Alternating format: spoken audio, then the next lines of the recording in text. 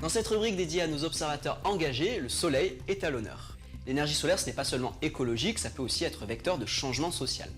Comme ici en Côte d'Ivoire, où le cartable SolarPack a été mis au point par Évariste, un de nos observateurs. Chaque matin, quand les enfants vont à l'école, un petit panneau solaire sur leur cartable capte les rayons du soleil. À l'intérieur, nous avons un port USB et la lampe qui est dotée aussi d'un port USB.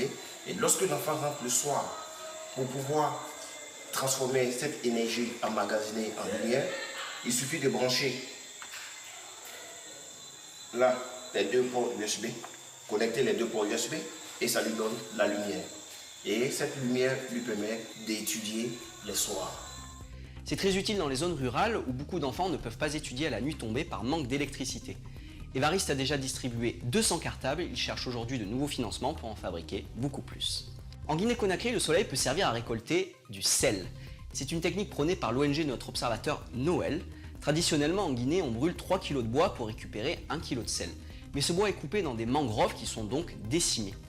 La technique de notre observateur n'utilise pas de bois, seulement des bâches en plastique. Le sel se cristallise grâce à ces bâches qui absorbent la chaleur du soleil.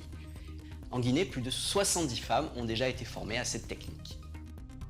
Le soleil, c'est aussi ce qui fait fonctionner ce four artisanal. Dans cette vidéo, des Argentins expliquent comment fabriquer un four solaire avec 3 fois rien, du bois, de l'isolant, du papier aluminium et une plaque de verre.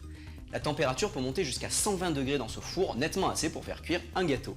Et pas besoin d'utiliser de l'électricité ou du gaz. La vidéo a été filmée par 2 de nos observateurs, Ryan et Laetitia, qui parcourent l'Amérique latine en camping-car à la découverte de projets écologiques.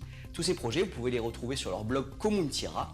Et si vous voulez voir d'autres projets, rendez-vous sur notre site Les Observateurs s'engagent. N'hésitez pas également à venir nous parler de vos initiatives.